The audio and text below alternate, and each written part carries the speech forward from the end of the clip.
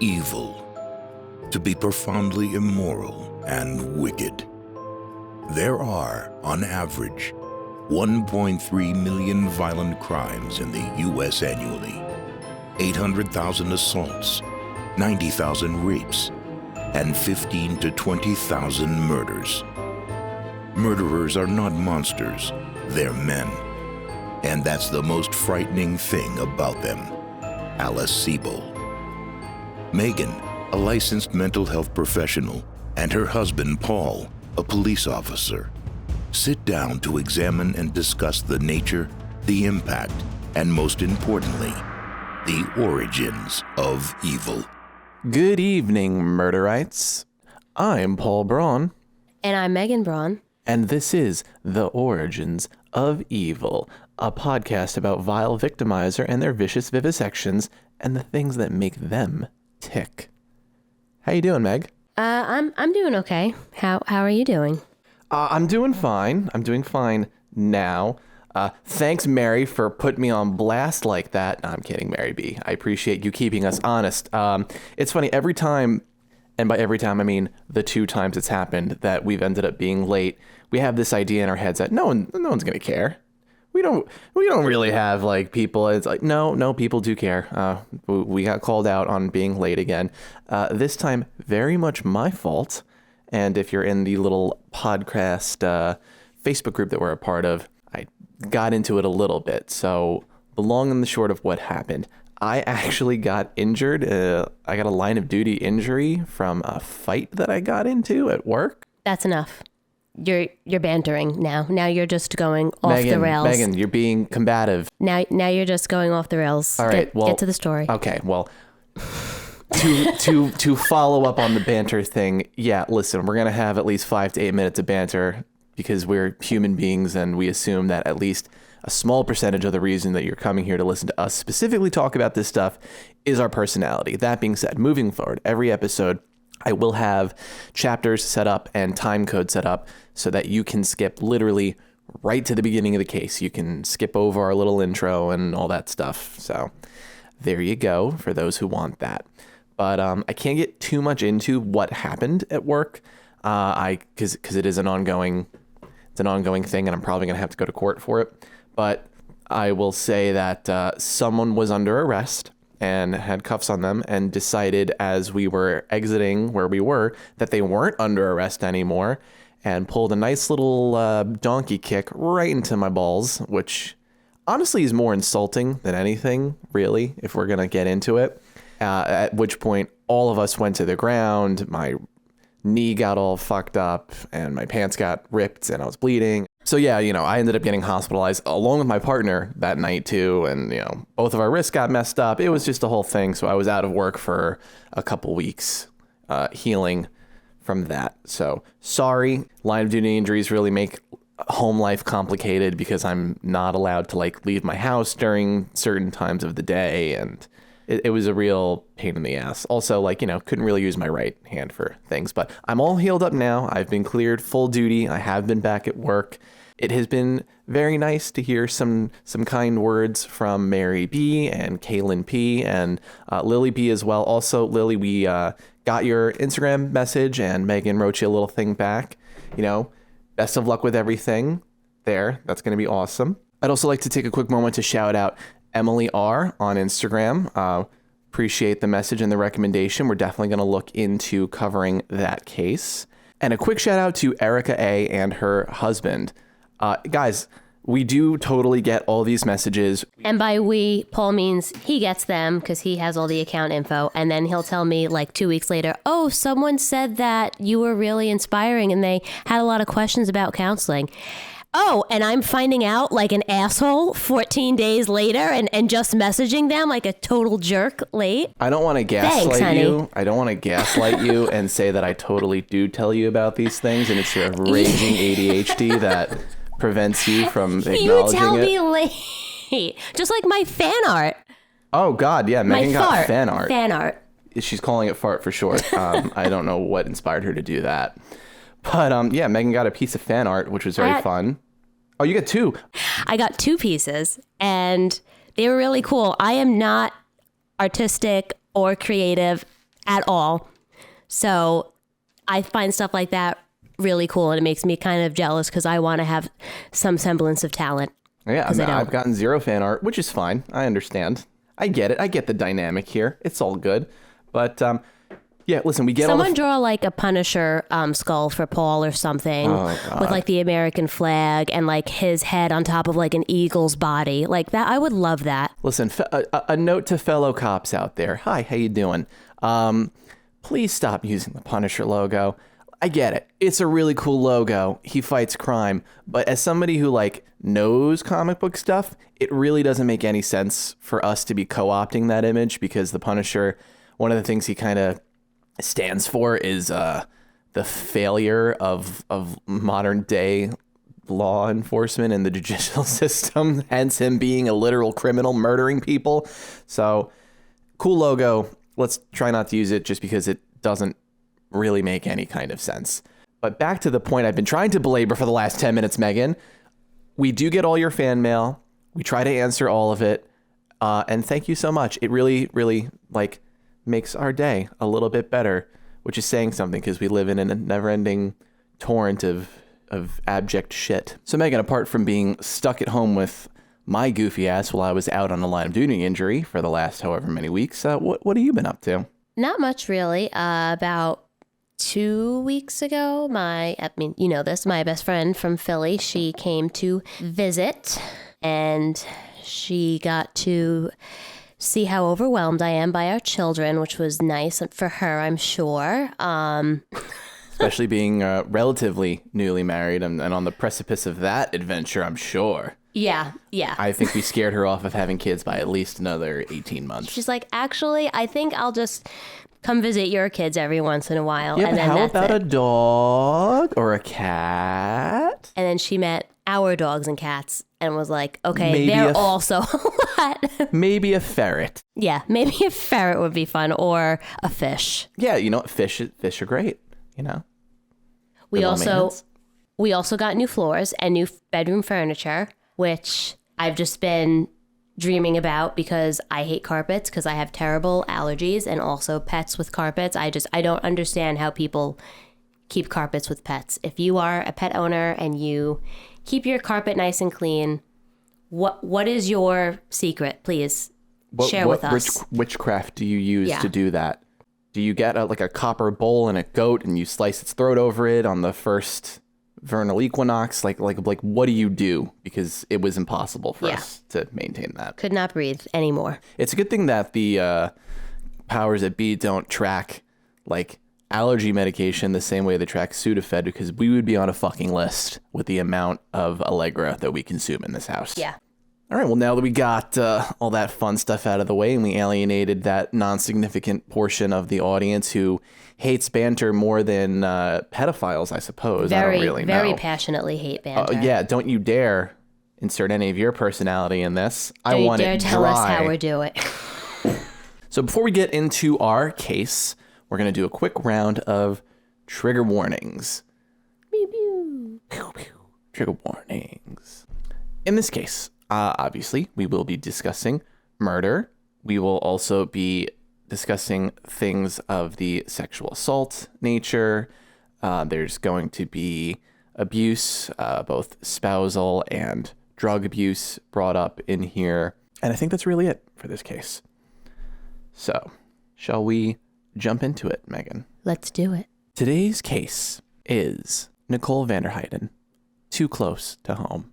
Nicole VanderHeyden, or Nikki as friends called her, was born on March 29th, 1985 in Manitowoc, Wisconsin. The daughter of Steve and Vicky Meyer, she was a class of 2003 graduate of Denmark High School.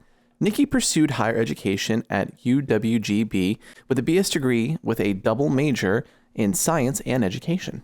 She graduated in 2010.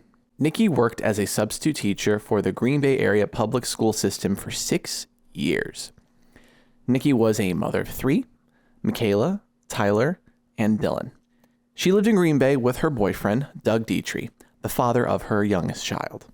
On the night of May 20th, 2016, Nikki and Doug got a babysitter and went out for a night on the town. The pair had gotten tickets for a glam metal band Steel Panther at the watering hole in downtown Green Bay. The couple went with a group of Doug's friends. And speaking as the parent of a young child, it is very easy to get carried away when you get your first taste of going out again when they're finally old enough to be left with a babysitter. Yeah. Number one, and this goes for both the guys and the girls, like, you just forget your limits. You know, you lose your tolerance or you just overindulge because it's been so long since you've gotten to do it. And that very much seemed to be the case with this fateful night. Both Nikki and Doug had been drinking heavily. It's also important to consider that Nikki was breastfeeding, so she was probably firmly in the category of a cheap date that night. I mean, I'm just thinking about taking you out to dinner after we could leave Xavier home alone and just like... With a babysitter. Yeah. Before we get DM'd, are you leaving your baby? Yes, we're leaving our baby fine. alone. We have the other kid to watch him. She was 8. She can dial the phone. I mean, we don't have a house phone, so she'd have to...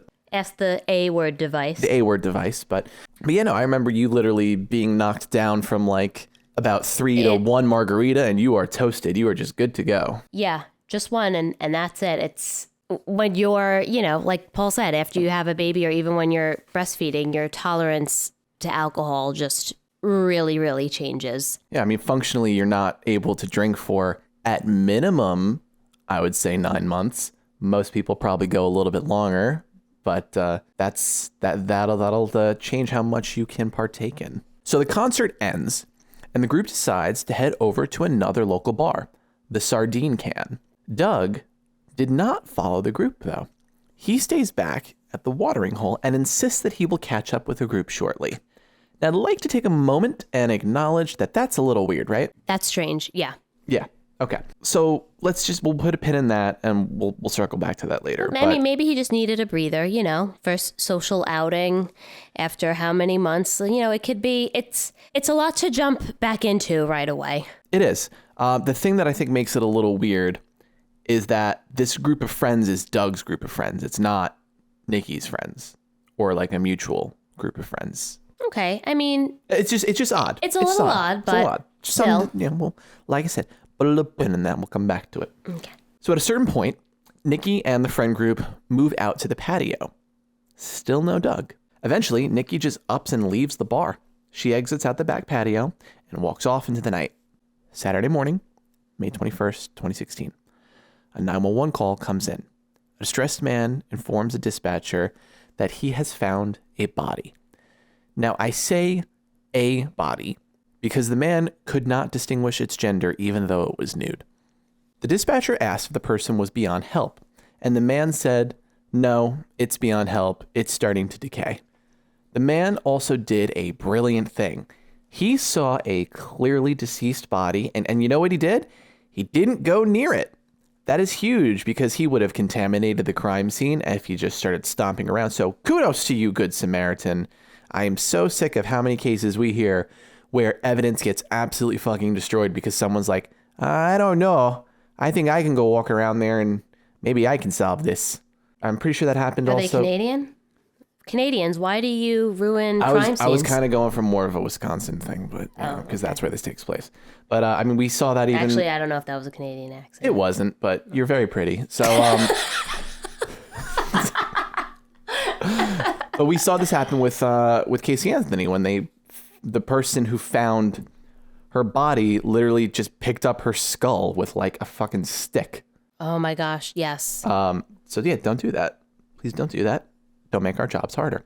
When police arrive on scene, they find a nude body wearing only socks and what appears to be a pink admissions bracelet. They are appalled to see that they cannot make an identification on the body as the victim's face has been severely damaged. I mean, it was unrecognizable. And that's no good. That's awful. 3 hours later, another 911 call comes in, this time for a missing person report. Douglas Dietrich calls and inquires about how to file a missing persons report. He states that his girlfriend never came home from the previous night and that she's never done this before. So here the police are, stuck with a deceased female body that they cannot identify when this missing comes through. It doesn't take a lot of intuition to put these pieces together. With that newfound information, they not only have a possible ID, but a prime suspect as well. Doug Dietrich. You see, there were immediately some points of concern regarding this case. So first things first, if the Scream franchise has taught us anything, it's this. It's always the boyfriend. Second, why did Doug wait so long to call 911 and report Nikki missing? And finally, they have a 6-month-old baby boy together. She was gone the night before, and he wasn't even a little bit concerned about her whereabouts. As the awful Gen Zers say, Doug is being very sus. According to the police body cam, they arrived at Doug and Nikki's home at 4:15 p.m. They take the report, but neglect to tell him about the body they had found 3 hours prior. Doug states that he doesn't suspect foul play, but he's concerned about the part of town that she was walking alone in the night prior. He says that he came home and went to bed. He woke up once or twice to use the bathroom and to check on the baby. Around 10, 11 a.m., Doug woke up to find that Nikki still hadn't come home.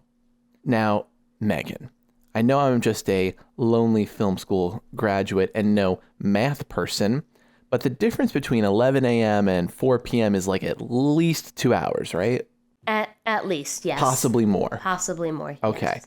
I mean, it's absolutely more time than is acceptable, which in my book is the moment that you are not where you're supposed to be. So you know how in TV shows and movies, they're like, I need to report this person missing. And, you know, they're like, you can't report them missing until they've been missing for 24 hours. I thought it was usually 48. Yeah. Whatever the arbitrary number that they throw out in TVs and movies, it's fucking wrong. That's not the case. Do not follow that. The second that a person is not where they are supposed to be, you can report them missing. If you know that your grandmother is wheelchair bound and that she doesn't drive for herself and she's supposed to be home and you go to her home and she's not there, she's missing. You do not need to wait an arbitrary amount of time before you call the police. The more you know. So taking all that general sketchiness into account, that night, the police get a warrant to search Doug and Nikki's home, and Doug is taken in for questioning. Detectives Slinger and Kingston interrogate him for 3 hours. So, where things stand, Douglas Dietrich is person of interest number 1, and this will be the first chance investigators have to put a little bit of pressure on him. Right now, their most important question for Doug is why he waited 5 hours before calling 911. Doug states that he was hungover that day and was feeling sick. He even says that he thought that she might have run off with another guy. The interrogation goes on for 2 hours before detectives inform Doug that a body has been found, and they believe it could be Nikki. They believe it to be her based on the body's height, hair color, and the fact that it had a belly button ring. That just shows how damaged the body was, that these are the things that they're using to indicate that we believe it's her. It is here where investigators ask Doug point blank if he had any involvement in Nikki's disappearance. He patently denies having anything to do with it. The only thing he admits to is being an asshole on the phone, which caused Nikki to storm off into the night alone and drunk. Detectives ask Doug for his clothes that he wore that night, and they inform him that they are sweeping the house for evidence. Doug assures them that they will not find anything whatsoever linking him to this horrific incident. It's about at this point that Doug finally breaks down and starts to cry. He hysterically sobs in the interrogation room for half an hour. During this, Doug says, "I'm scared and I want her back. She needs to come back." As he tried to calm himself down, Doug says one final thing. "I will find them. Nikki, I will find them. I love you. I love you. I loved you. I really did." If you ask me, and this was my gut reaction to watching this interrogation, my gut reaction to hearing this final declaration was, okay, guy, like, your Oscar's in the mail. It felt, to me, very performative. Now, it's essential to keep an open mind that people grieve in their own ways and everyone reacts to trauma differently. So I would file that away as just something to remember, but I wouldn't put too much stock into it. You know, investigators, they look at that. They look at people's reaction to finding out that a loved one is dead. That is a tool that we use to gauge if someone's being suspicious. And it can go either way. It can go, the pendulum can swing into the world of they're not reacting at all, or it can swing into they're overacting so much that it feels fake. So wait, I'm sorry. Did the police confirm to him that she was dead? they said that they were like 90-something% sure. Okay, only because I think probably something that would have raised an eyebrow for me is the loved, like past tense, tensing it. if it hadn't been confirmed. I mean, they were pretty much like this is her. Like they were very, very confident. I think they were waiting. I mean, I don't want to. Dental record. Well, a dental record wouldn't help in this case. Oh, that's not how they. No, if the jaw. Oh my God, I'm jumping ahead. I know. I mean, the damage to her face was so severe that it would really have to be like DNA or fingerprint to get a positive ID on the body. One of the first significant pieces of evidence came from a pair of joggers, actually, that came forward. At approximately 5 a.m. on the 21st of May, 2016, the two were jogging in the neighborhood where Nikki and Doug lived. They recall running past and jumping over what appeared to be a puddle of blood in the gutter. Detectives follow up on that and find Nikki's hair and a cord that had been partially damaged by a lawnmower that very morning. But here's the fucking crazy part. To no one's shock, guess whose house that pool of blood was in front of? That's right. The apparent murder scene was in front of the home of Doug and Nikki. Nikki's DNA was all over that scene. There was blood, the hair was hers, and her DNA was on the cord as well. There's literally a blood trail leading from the house out to the curb. Oh, God. So back at Doug's house, the team conducting the search had started to collect some pretty damning evidence. Nikki had been curb stomped several times, and this attack left a very distinct shoe print on her body, specifically a herringbone pattern. Doug just so happened to own a pair of Air Jordans that had the same pattern on the soles. That in and of itself is not the most significant piece of evidence, but the red droplets on the shoe consistent with blood definitely made that find a big deal. Yeah, no, it's not looking good. Investigators also found blood droplets in the back seat of Nikki's car, which had been left parked in their garage. This is not good for him. This is some bad evidence. So far, bad evidence for Doug, him. But the It's police good sound evidence. like they're collecting good evidence. Oh no, this is good because we're getting, you'll be able to test that DNA. Like this is some solid police work that is happening, and they're building a very damning case for him.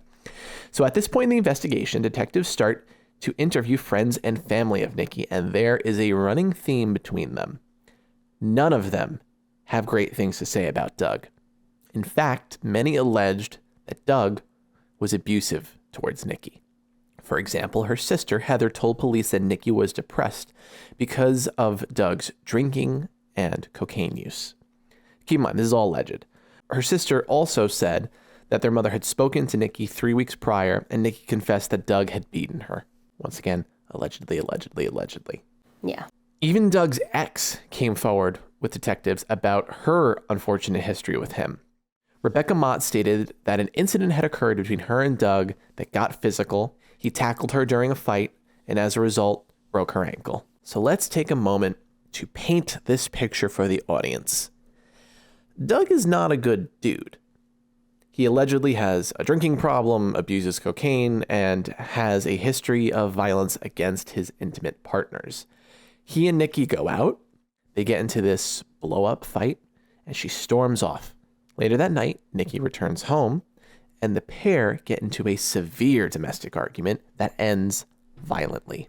In a drunken rage, Doug beats Nikki. She flees the house, running through the yard, leaving a blood trail, but is caught by Doug. He strangles her to death in their front yard and then uses her car to transport and dump the body in a field. Doug goes home, gets some sleep, and calls in a missing report at 4 p.m. the following day. To me, that sounds like a pretty solid summation of the events. It all sounds very plausible. Yeah. What do you think? No, absolutely. Especially because there's allegedly motive, right? Like if you have this abusive dynamic, you have alcohol involved, you have, heightened emotions. I mean, alcohol makes you do crazy things. Look at the last case. That guy became a pedophile when he drank alcohol. Unbelievable. Yeah, It was the booze's fault. Yeah, I hate when that happens. When you drink and you just take a liking to children. Terrible. God, I hate that man. I don't even remember his name. Oh, crap. Ebby? Scott Ebby? Yeah. Fuck that guy. Yeah. Fuck that guy. He This sucks. is a great companion piece. This is a great companion piece, by the way. Just so far, based on just the evidence this police department is collecting and the story that they are coming up with, it makes sense. It's a plausible story. Yes. And you're all about to see why I picked this one to do as a companion piece to the Riley Fox story. So May 23rd, 2016, at 1909 hours, less than 72 hours after the discovery of Nikki's body, Douglas Dietrich is placed under arrest for her murder. He was despondent the entire ride in, as he should be, because where things stand, he looks guilty as sin. I mean, this guy's totally fucked right now if he didn't do this. But here, right here, things take a turn for the surreal. To understand why, we must first go all the way back to that original body cam from Doug reporting Nikki missing. So let's travel back in time real quick. May 21st, 2016, at 1818 hours. Roughly 2 hours after Doug reports Nikki missing, we see Doug sitting across from the responding officer talking about the issue at hand. That's when a keen eye can pick up on a potentially damning piece of evidence. Doug is wearing a Fitbit, the kind you keep on almost all the time, including when you sleep. You see, a Fitbit, it can track steps, heart rate, and GPS. It is the investigational equivalent of a gold mine. So authorities get a warrant to extract the data. This job went to crime technician Tyler Belling, and what he found was truly shocking. Doug was wearing his Fitbit the night of the murder. What follows is the data recorded. Are you ready for this? Yes. Okay. 16 steps in the middle of the night consisted with getting up to use the bathroom, then a prolonged period of no movement, but a consistent heart rate confirming that it was on his wrist. This data confirms Doug's alibi. It would have been impossible for him to get up in the middle of the night, beat Nikki to death, move her body, and then dispose of it without any of the movement or effort being recorded by this device. So what about all that physical evidence, Meg? Well, the blood on the bottom of his shoe, turkey blood. He killed a turkey? Yeah, but that's legal. You can do that. Bastard. They're delicious. Bastard. Megan, all you eat is turkey bacon. Don't even start. He'd gone hunting a few weeks before Nikki's murder. Okay, but the blood in her car, right? Mm-hmm. Yeah, that wasn't Nikki's blood. It was her daughter, Michaela's. Now, I know some people are like, well, why the fuck is Michaela's blood in the car? Michaela's a little bit older. You know, kids, they lose teeth. They scrape their knee. Yeah. There are 100 totally valid reasons to have your kid's blood being around that aren't malicious in nature. So that accounts for that blood. Also, investigators determined that Nikki's car did not move for several days before the night of her murder. So just like that, Douglas Dietrich is cleared of suspicion.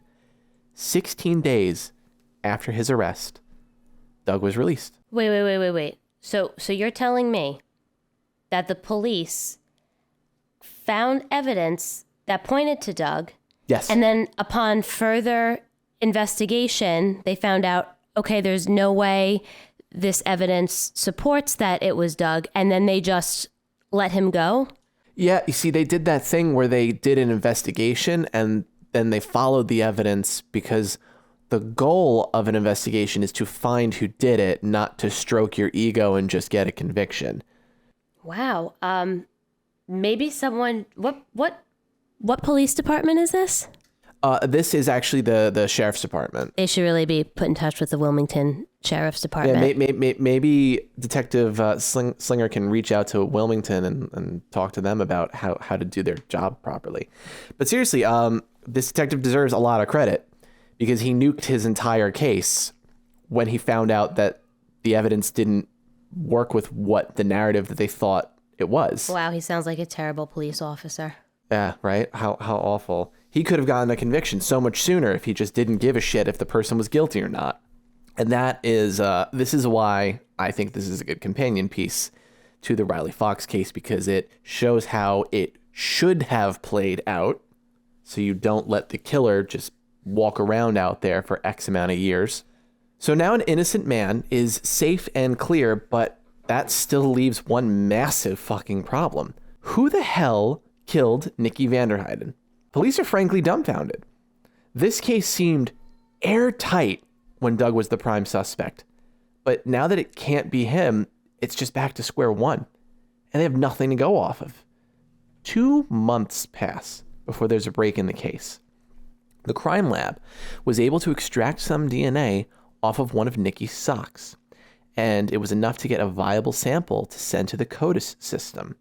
You ready for a little Big Brother action? Yes, sir. A little George Orwell shit right here. The CODIS system is a nationwide DNA registry collected by the FBI. Anyone who has ever been arrested is in that system. So they run the DNA through it, and would you believe it? They get a hit. George Stephen Burch of Virginia. To quote Jeff Daniels' character, Harry, from the classic 90s high concept thriller, Speed, that's our scumbag! That's our scumbag! You remember that scene. It's a great fucking movie. So that brings us to the next logical question. Who the fuck is George Burch? Well, he was arrested in Norfolk, Virginia back in 2001 for murder. He ended up getting acquitted at trial, but he does have 5 other criminal convictions under his belt, so this is a bad dude. He was actually on probation still for one of those offenses, and part of his probation required that he stay in the state of Virginia. Now, Megan, I am many things. A soft 7 out of 10, father of 2, but I'm not a cartographer. I am not a cartographer, be it silent or otherwise. So, with that in mind, I am reasonably sure that Green Bay, Wisconsin, is not in Virginia. So that raises the question, how did George Burch's DNA end up on the sock of a murder victim that should be almost 2,000 miles away from his front door? I'm going to go with the wind. The wind, Paul. Is it the wind? In this case, no. But I like where your head is at. I've had clients say that to me before. Okay, well, you're going to have to elaborate on that now. Why is your drug test positive for cocaine? The person in front of me was using it and there was a strong breeze and blew it into my face and mouth. No, ma'am. You have been struggling with this substance for 15 years. You used it. That's what happened. It's okay. It happens. But honesty is the first step. I prefer to live in the fantasy where somebody outside is like, yeah, you know, a little bit windy out, but I gotta do this bump. I gotta do this right now. Sure, it's a fine powder, known to blow away quite easily, but now is the time. Wow, love it, love it. Well, it turns out George Burch felt that parole stipulations were really more polite suggestions. You see, he had actually been living in Green Bay for 3 months in blatant violation of his parole. He was couch surfing at the home of Linda and Edward Jackson. Ed was an old friend of George. The two had met a while back in upstate New York, and George was in the process of finalizing his divorce when he reached out to Ed and asked if he could help him get a fresh start in Green Bay. Now, this couple honestly seems lovely, and I genuinely believe They had zero idea that George was a less than awesome guy. There's this great bit where the two are getting interviewed, and Ed's wife, Linda, says, "He was extremely polite. He called me Miss Linda, and I kind of liked that." While that might be a pretty low bar, I just personally thought it was funny. I appreciate that he chose Miss Linda and not Mrs. Jackson. I guess Burch was not an Outcast fan. The way that investigators place George Burch in Green Bay is actually from an auto accident that the Green Bay Police Department handled. You see, Burch dipped after the accident, and on his way out, he lit the seat of his car on fire. This would also be the same car that he would have been driving on the night Nikki was murdered. This incident is what led Detective Slinger and Jackson to the front door of the Jackson household. And who would happen to be standing on the porch smoking a cigarette but none other than George Burch, the exact man Detective Slinger wanted to see. See, it turns out Green Bay police have Burch's cell phone. He surrendered it to prove his innocence in that whole auto accident, arson, leaving the scene clusterfuck from the, couple days prior. However, now Burch's cell phone can be handed right over to the sheriff's department for this case. Investigators are able to extract GPS data, and they get a pretty concise map of George, his movements from that night. And it's no bueno. His cell phone shows not only that Burch spent a significant amount of time at his usual spot, which is a bar called Richard Cranium's, but that he was also at every single crime scene location. With this new evidence, George Burch is arrested and charged with the murder and rape of Nicole VanderHeyden. I want to note at the time of his arrest, Burch was a real skinhead-looking motherfucker. He was 6'8". Oh my God, yeah, he's scary. 6'8", 270, bald, tatted up. I mean, this was not a particularly friendly image. And in the initial interrogation, he carries himself like a career criminal. He is calm as hell. He just sat quietly, smoked a cigarette, and asked for a lawyer. And he did all of this politely. He's an exceedingly polite, calm individual, which I find very unnerving. Fast forward to the trial, day one, and a very different looking George Burch steps out. He's in a nice suit. He's grown his hair out, and he has a ponytail and a short beard. Burch does everything he can. He looks like a jacked, younger Santa. Kind of, sure. I mean, that goes with what he's trying to do, though, because he's trying to put forth this image.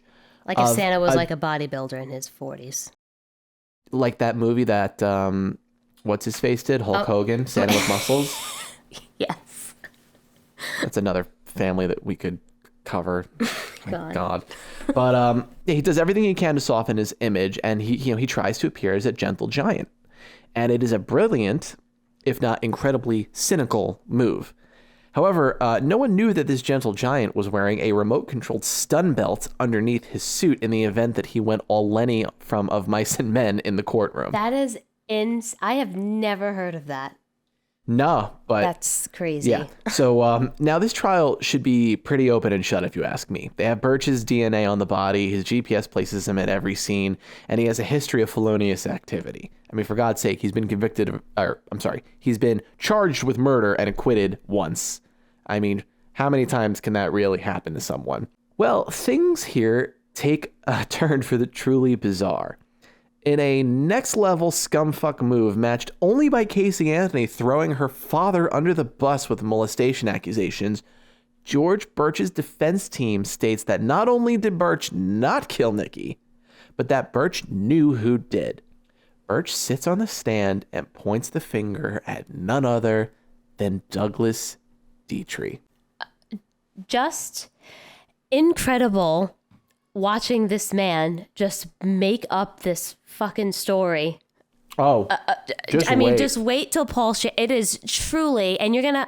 What is the show that we watched on Hulu? Killer Cases. I believe that was. We'll put it in the link. Yeah, all the references, as always, will be. Just watching him, this shit come out of his mouth is just. It is truly unbelievable. Yeah. But not surprising, given his traits that he has, which I'll talk about. Yes, you will. So Doug Dietrich was placed on the witness stand and cross-examined by both prosecution and defense for 2 full days.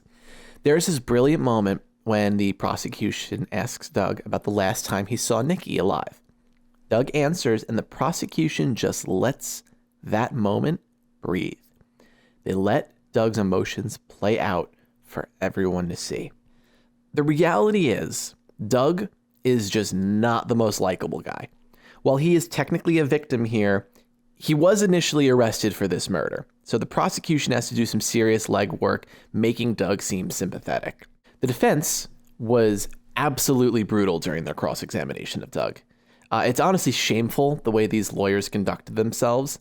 They were pulling up these conversations that Doug had with his mother about doubts that he had in regards to, him starting a family with Nikki, as if the mere act of having doubts about a relationship equates to a motive for murder. The defense even went as far as to parade Nikki's drunken, angry text to Doug from the night she was murdered. They are as follows. "Fuck you, abusive asshole, and you hurt me all the time."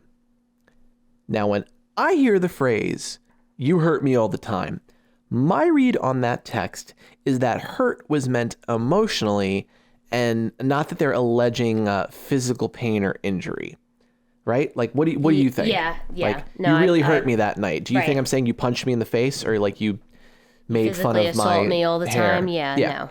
Well, the defense says, no, you hurt her that night, didn't you? You beat her in the past, just like real low blow shit, given everything that's happened. They throw everything they can at Doug, saying that he took a shower to hide the evidence that he killed her, just everything. And this little pissant lawyer just kept saying it over and over again like it was a matter of fact. Well, you killed her, and you didn't call 911 because you knew she was dead because you killed her. They just kept saying it, repeating it constantly, incessantly. I mean, they are defense lawyers and they have a job to do. And it's like, they are representing George Burch. So even though what they're saying is absolute bullshit and whatnot, it's clear he wanted to plead not guilty. And so this was the only way they could go. There was no other story that would have made any sense for George Burch killing her, with the exception of let's try to pin it on Doug again. Yeah. So while I appreciate that, it still doesn't stop me from wanting to smack the shit out of that lawyer. No, absolutely. Because it's like, that this guy that you're saying killed her is innocent. Yeah. This. And what really blows my mind about the defense trying to pin it on Doug is that he was literally cleared by the police already. They're acting like everyone is going to forget that detail. Yeah, or that there is no evidence pointing towards it. But Paul, I hear you shouting from the future, somehow, audience member. How did the defense account for Burch's DNA being on Nikki's sock and the GPS showing him at the crime scenes? I mean, it's impossible to refute that Burch was not with Nikki the night that she was murdered.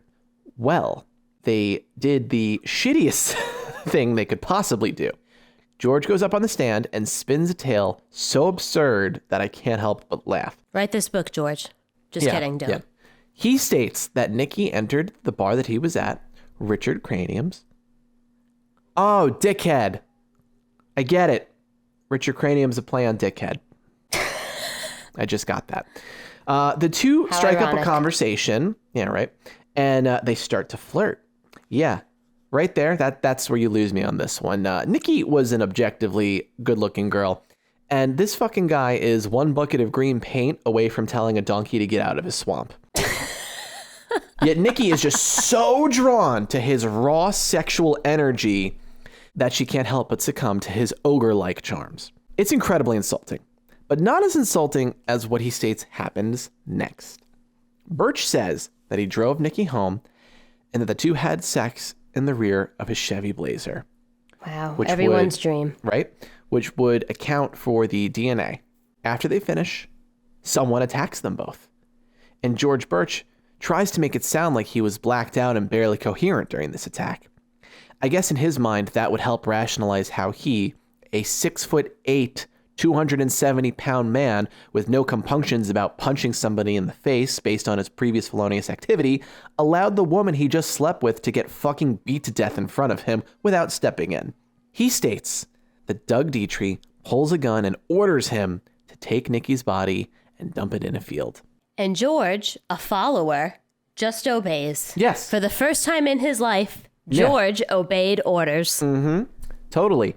And even though he was blackout drunk, he managed to drive his car with zero issue to that scene. And then he just went home after. Alcohol is funny like that. Sometimes you assault people, and sometimes you drive perfectly. It's, you know, it's kind of a roll of the die. Sometimes you order a bunch of shit on Amazon, and sometimes you strangle or, you kidnap a kid. It's a real... It really depends on the day and the moon phase, honestly. Yeah. So now shit gets real because Prosecutor David Lassay begins his cross-examination of George Burch. First, Lassay takes George through the events of that night, how he drove Nikki home, which was 20 miles from his house, by the way, and how he was probably expecting her to have sex with him. Reasonable. You don't drive that far out of the way without expecting something. Nobody's that nice. Constantly flawed, like when I offer sex to my Uber drivers and they say, "No, ma'am, cash will pay my bills." I can't believe that, honestly. It's a shame. So that is where Lassay deviates from Burch's account of the events, when he posits that Nikki did not wish to engage with Burch sexually, which made him mad. He points out the logical fallacy that Burch couldn't know what happened definitively that night to Nikki because he was blacked out. As Lassay grills him, George tries desperately to hold back his rage, but it starts to slip out. You can see it in his eyes and in the way his lips tighten. He's fucking furious. Finally, Lassay brings up the final nail in the proverbial coffin. The fishing picture. Did we not mention the fishing picture? Well, less than 12 hours after the events of Nikki's murder, George Burch can be seen in pictures fishing with a smile on his face and not a care in the world. This is devastating for Burch because this is not how someone acts 12 hours after witnessing a murder and being forced at gunpoint to participate in the disposal of a body. It is, however, the behavior of a murderous psychopath. And I'm saying that not in the clinical sense because I don't think he actually is a psychopath. Or maybe he is. I don't know. Megan will tell me later. She's the smart one. Now we move on to closing arguments. Bear in mind, at this point, 2 years have passed since Nikki's murder. The state just mocks the defense, as they should, calling their argument insulting to your intelligence. They also point out how offensive it is to claim that the rape was consensual. Knowing Nikki wouldn't be there to refute it, it's just awful. It's one of the things that makes me most mad about this whole situation. Then Burch's team, they're up. It's their turn. And this shrimply-looking Nathan Fielder-sounding lawyer comes out and painfully presses the point about how long it took Doug to call 911. Here's why that doesn't work as an argument for Doug's guilt. According to them, because this is all based on their logic, if Doug knew that she was dead and he took a long time to call 911, it must mean that he's guilty, right? If Doug knew that she was murdered, waited a long time to call 911, it's the fact that he waited to call 911 that shows his guilt, right? Sure. Cool. So according to their own story and their own testimony, do you know who else knew that she was dead and took a lot more time to call 911? And because also they didn't? never called 911? George fucking Burch never called how does nobody see that literally? It's so infuriating. Makes zero sense. It makes zero sense. And the man that is responsible for her murder and held a gun to your head and almost killed you is just out free and you're just gonna let it go. I mean, I'm sure, I guess the next step would be like, police interaction isn't good for him because when you're on probation and you have interaction with police, that is a no-no from my Yeah, well, also he's in violation of his probation by just being in Green Bay, but Still, I hate this legal team. I hate them so much. They're shitty lawyers and they're morally vacuous. And this is the last I'm going to talk about them. So 3 hours, Megan. That's how long the jury deliberated for. George Burch was found guilty of first-degree intentional homicide. And the defense, they never did a good job explaining why Burch's DNA was on the murder weapon, which was that piece of wire used to strangle her. And Doug's DNA was not on that. So, worth noting. The sentencing hearing was packed with 2 hours of victim impact statements. The judge just rips into Burch, saying that the manly thing to do and the right thing to do would have been to just own it and take a plea. Instead, Burch chose to put everyone involved through a full trial and 2 years of hell. Because of these choices, George Burch was sentenced to life in prison without the possibility of parole. No, let him out. Come on. Yeah, he can change. He's not going to reoffend. He can change. This man will die in prison. And frankly, even that is too good for him. So there's one final thing to clear up, and that is what actually happened that night.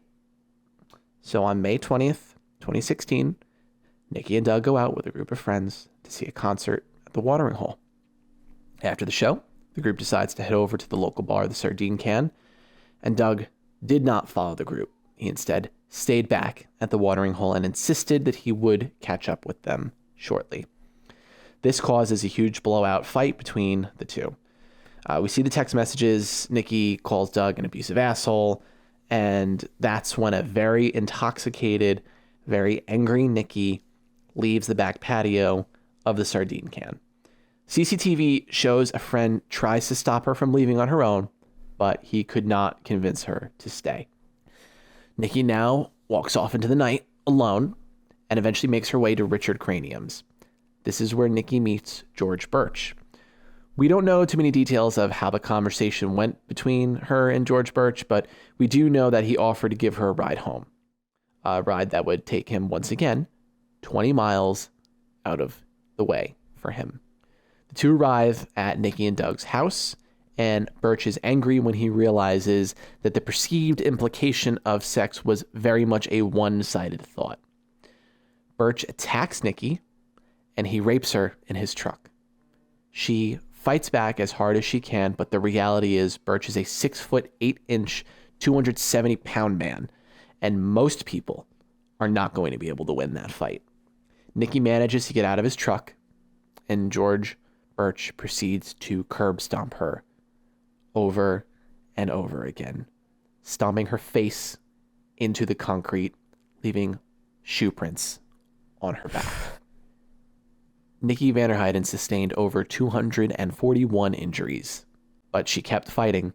She tries to crawl to her front door. Finally, Burch grabs a phone charging wire from his truck and he strangles Nikki to death 118 feet from her house. That blood trail that investigators initially thought was from Nikki fleeing her home was actually from her running towards her home. It was from Nikki trying to get to safety. George then takes her body, dumps it in that field. He goes home and wakes up the next day and goes fishing like nothing happened. That is just unbelievable. Yeah. It's fucking horrible. There are aspects of this case that are rough, and we've established, like, Doug seemingly is not the greatest guy. But he didn't do this. He didn't deserve this. His kids don't deserve this. There are certain things that, like, he'll never get back. He missed her funeral because he was locked up. You read her obituary, he's not mentioned in it because at the time of its release, people thought he did it. Right. And he will never be able to say, I went to the funeral of my child's mother because he was in a cell. And that's just awful. Yeah. I don't know. So what are your thoughts on fucking first, Burch? Do we know what Nicole was wearing? Because Probably something slutty. I imagine that plays a role in the events of the night. She shouldn't be running around drunk. It's really her fault. Yeah. Nicole, what were you doing? No. I just feel, I feel terrible for her family. And I feel terrible for Nicole. Like, she had an awful night out. Like, she wasn't on great terms with Doug. Like, they had been fighting. She was obviously hurt by him. And then just meet this total asshole that takes advantage of her and then takes her life. I can't imagine what must have been going through her head in those final moments. George Burch is an absolute predator because and you can see this in a lot of the interviews, he actually can be charming. He can be nice. Mm-hmm. He can make you feel safe. He's a Southern gentleman that happens to be from New York originally. I don't know if he was from New York originally, was he? I think so. I think he was from upstate. I know that's where he met the Jacksons. But... Oh, maybe not. Okay, so maybe I made that up. But you know. Yes, and that superficial charm is why I would say that Mr. Burch possesses antisocial traits. Not gonna say he has, the full-blown personality disorder. There really wasn't a lot about his psyche or mental health history that I could find, but going off of his, like you said, like criminal background, just the lack of remorse, the superficial charm that you can turn on and off, the difficulty regulating anger, because as charming as they can be, people with antisocial traits, if you get under their skin enough, they will lash out. Would refusing to sleep with him be one of those things that you think would get under his skin? Yeah, definitely. Because, number one, sexual assault is about power and control. I thought it was about short skirts, though, Megan, and getting away from God. Isn't that what sexual assault's about? It's about teaching a lesson. Really, yeah. But that is definitely something that I would say could make someone very angry. And then they act out in this way. Not that that is justification for that. I'm just simply explaining how someone might think that is okay. Yeah. How a neurotypical rational person would be told, no, I don't want to sleep with you. And be like, bummer. Okay. And then not rape and kill someone. Well, she had to go because she denied him. And he's, he did her a favor driving her home, Well, it was the implication. It was the implication. Yeah. It's awful. And just like the level of severity of her murder, like he was enraged. He didn't just strangle her or grab a gun and shoot her. Not that that would have been better or like, oh, you know what, you should have done that. But just he beat her on the curb to the point where her face was unrecognizable. Like here's the thing. He wanted to destroy her. Because like I think I understand what you meant by like shooting someone is not better. Here's the thing. To shoot someone is a momentary action. Yes. To stomp someone into the concrete over and over again is a continual, I'm going to keep doing this to you. Yeah, I'm going to enjoy this. Yeah. I'm going to show you why. I was justifying, like, he really should have just shot her and, like, let her go easy. Like, no, he should have just dropped her off and then left. No, but it just shows where his mind was at, that he was enraged. Yeah. And, people with antisocial traits, they're manipulative, which is probably why he got into the home of the Jacksons, turning on that charm. He told them that he was for real.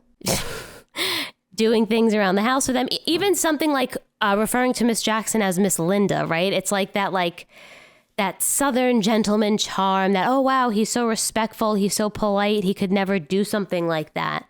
Yeah. Meanwhile, we see exactly what he is capable of. And no accountability.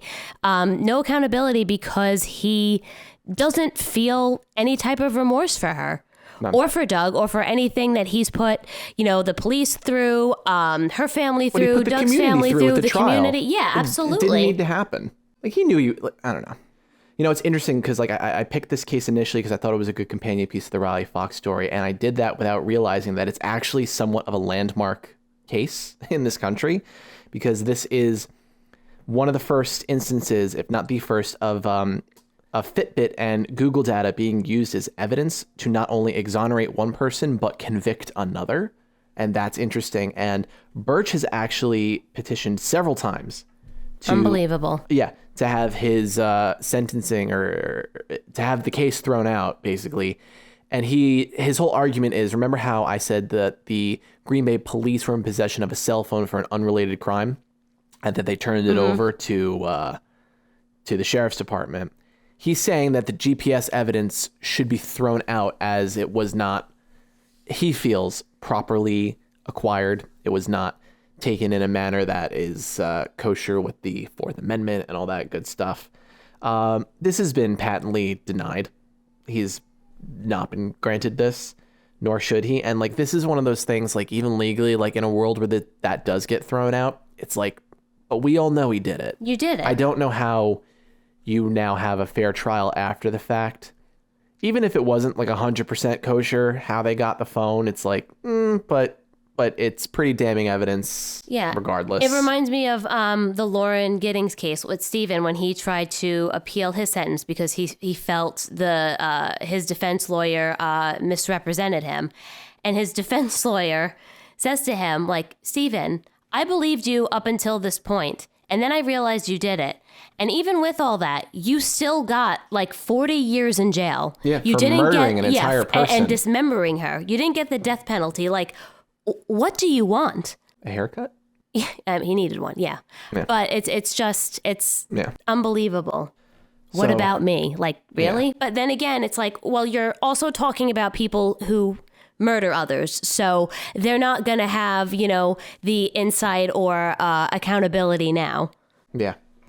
All in all, I really don't like George Stephen Burch. He's a bad man. No, he's not a great guy. He's exactly where he belongs. Someone like him is a danger to society because where he might not have that urge to go out and kill, like maybe like a serial killer would, he will absolutely kill you if you get in his way.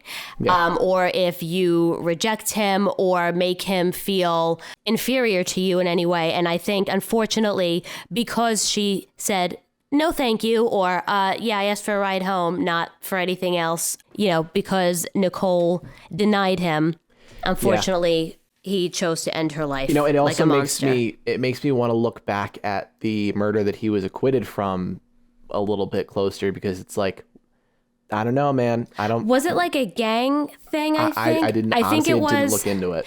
I read something, and I'll see if I could find the article. I think it was like some type of gang-related shooting where the only reason they couldn't convict him was because there were like multiple people firing shots. And so it was hard to determine if he was actually the one that did it. Yeah, he would 100% do this again. 100% he would have. But we know where there's smoke, there's fire.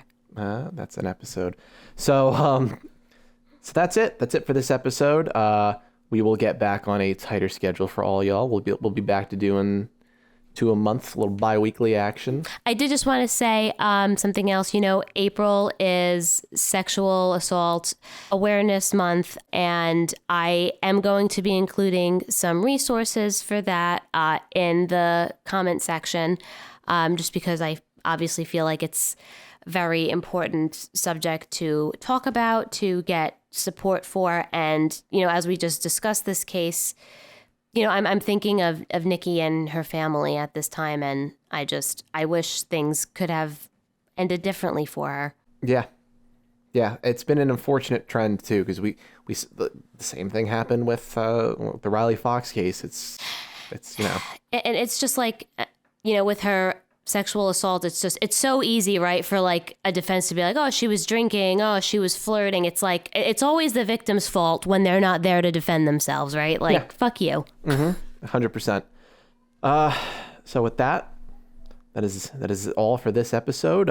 If you're listening on iTunes or Spotify, and you could throw us a little review, a little subscription, or some likes or whatever on Facebook or YouTube, I don't know, social medias, but we'd appreciate that. You can also follow us on Instagram, and if you have any cases that you'd like to recommend, you can email us at theoriginsofevil@gmail.com. That's in the show notes, or you can message us on any of our other socials. We always try to respond to everyone. Yeah, and then Paul will tell me in 3 months that a listener recommended a case, and then I'll feel terrible because I'll feel like, I've been ignoring them. Yeah, it's fine because it's your fault at that point. Publicly, at least, it's your fault. This is my revenge for her shitting on me for making goddamn sloppy joes.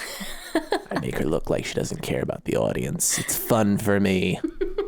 Megan says your drawing was terrible. No, I'm kidding. No, the drawing was cool. We posted it on our story. That's so cool. I can't draw at all, so. Yeah, they did pick a bathing suit photo, which I found funny.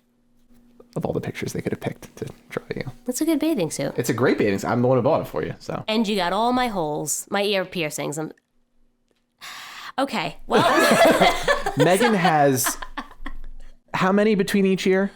Oh, God, is it 12? 20? What are you talking between both about? ears, because don't you have like 10 in one ear? I don't know. I don't count. I have like 6 in each ear. I don't know. You have way more than 6. Oh my God. There's 4, 5, right? This is 5, 6 in this ear. And then 4, 5, 6, 7? What's 7? 13? Do I have 13 ear piercings? All right, so Maybe Megan was referencing the amount of piercings that she has in her ears.